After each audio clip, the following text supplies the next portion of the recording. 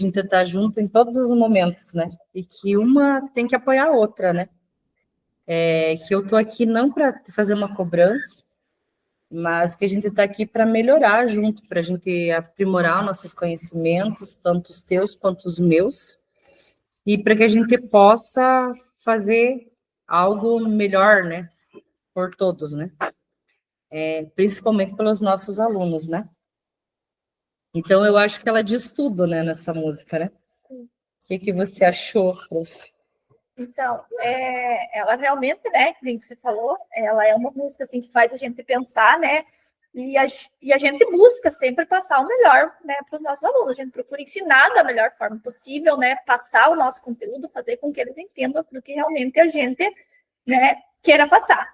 Mas, né, se a gente sempre trabalhar, né, unidos, né? Então, isso só faz com que eles ganhem, que eles tenham, né, mais conteúdo e que a gente possa fazer com que, né, o nosso objetivo, que é fazer com que eles aprendam, né, e saiam do 7º ano sabendo realmente aquilo que é para saber. Então, prof, então, quero que você saiba, né, que nós estamos aqui, tanto eu quanto o diretor, para te apoiar em tudo que você precisar. Então, prof, hoje, lá, observando a tua aula, que eu fiz no outro dia ali, que eu agendei com você, fiz a observação, registrei a tua observação. Hoje, então, nós vamos estar aqui trabalhando o teu desenvolvimento da tua atividade. Então, daquelas evidências que eu vi aquele dia, no momento da aula, foi o quê? Que você estava passando o teu conteúdo muito bem elaborado, muito bom, mas que faltava o quê? Um retorno imediato dos estudantes. A gente percebe, assim, eles muito acomodados, né? Sim. Então, isso impacta no quê? No desempenho deles, né, prof? Limitando, então, a avaliação deles, o aprendizado deles contínuo, né? Então, isso que eu percebi, né? Então, a gente está aqui para te apoiar, para a gente ver o que a gente pode melhorar nesse contexto, juntamente com eles aí, e o que será permitido para nós fazer de ajustes. E com isso, prof, eu percebi que a gente precisa trabalhar uma técnica nova.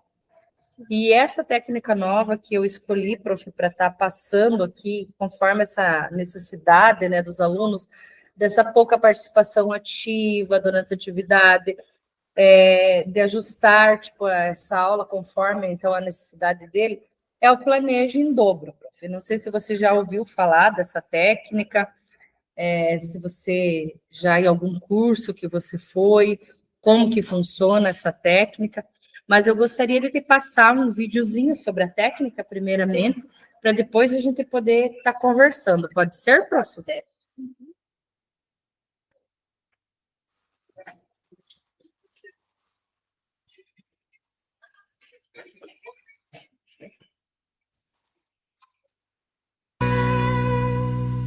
Planejar em dobro quer dizer planejar o processo de ensino e o processo de aprendizagem de cada etapa da aula. Ao fazer o planejamento de uma aula, o professor normalmente pensa somente nas suas próprias ações.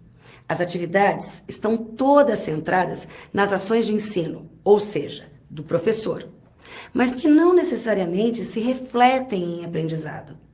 Ao planejar em dobro, o professor pensa o que os alunos farão em cada etapa da aula, o que ajuda a ter a perspectiva deles e a mantê-los engajados.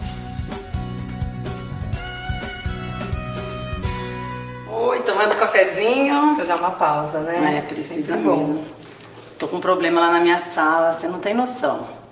O que está acontecendo? Depois eu tomo. Aí planejo com tanto carinho, cuidadosamente, mas os alunos não estão colaborando com o desempenho da minha aula. Não adianta. Planejar é fundamental, né? Mas tem um detalhe.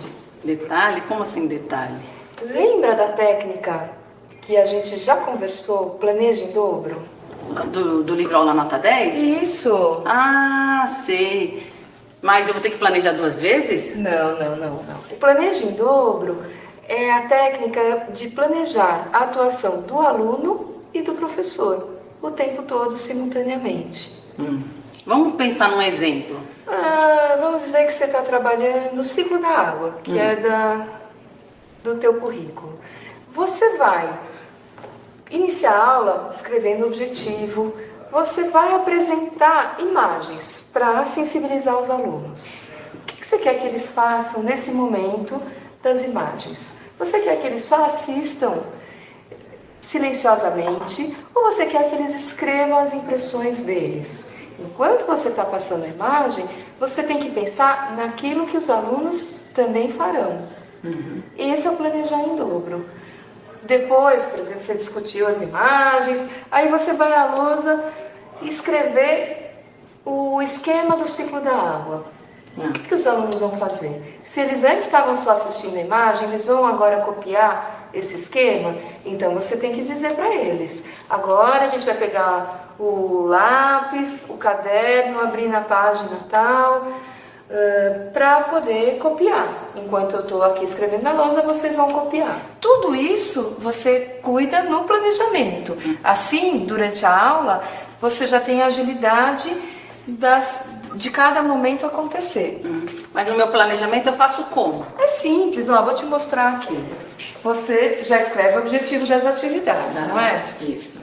Você vai trabalhar aqui qual é a tua atuação, por exemplo, apresentar as imagens. E aí você vai planejar também o que os alunos vão fazer enquanto você apresenta a imagem. Vão assistir silenciosamente, entendeu? E então, a cada atividade, a cada momento da aula, você dá o comando para os alunos. Assim, eles se envolvem, fica claro qual é a atuação deles naquele momento e eles colaboram mais com a sua aula. Legal, valeu essa dica, hein? Vou fazer, depois eu te mostro. A gente continua conversando.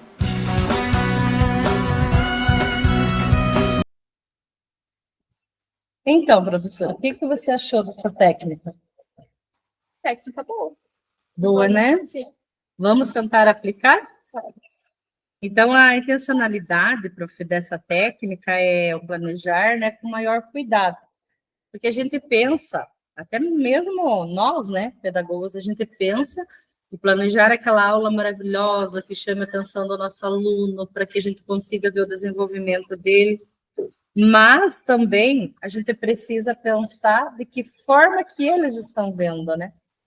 Então, essa é o planejo em dobro, a gente sempre pensar no imprevisto. Então, a nossa aula vai estar assim, mas se surgir um imprevisto, que eu perceba que não está tendo aquele engajamento do nosso aluno, qual que é a estratégia que eu vou usar? Aí eu posso pensar, vou planejar, eu planejo em dobro, vou pensar no que eu faria e no que o meu aluno faria, né?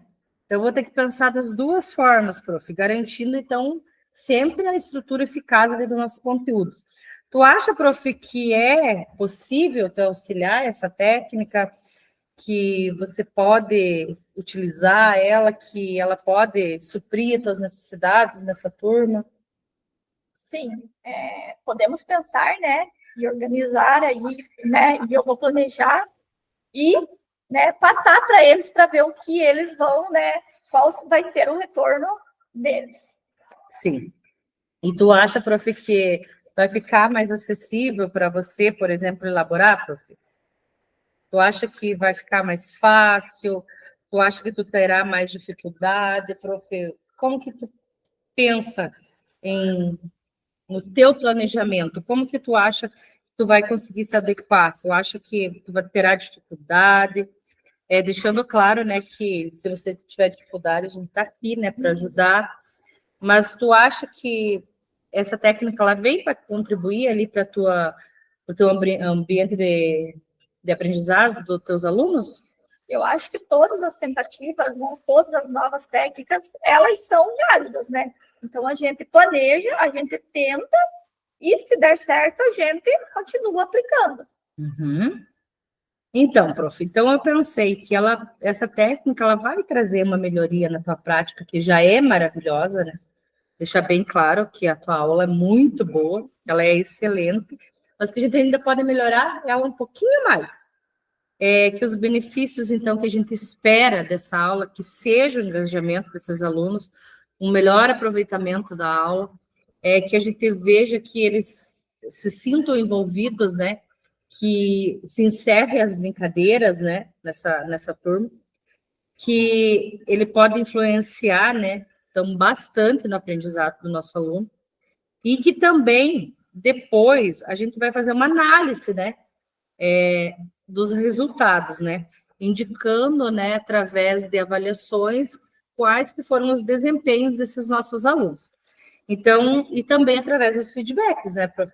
Então, a gente vai avaliar ali, você ali, os resultados através, né, da observação direta, através da avaliação que tu vai fazer com os alunos, né, ali no dia a dia, da prática, e também nós através do feedback, né?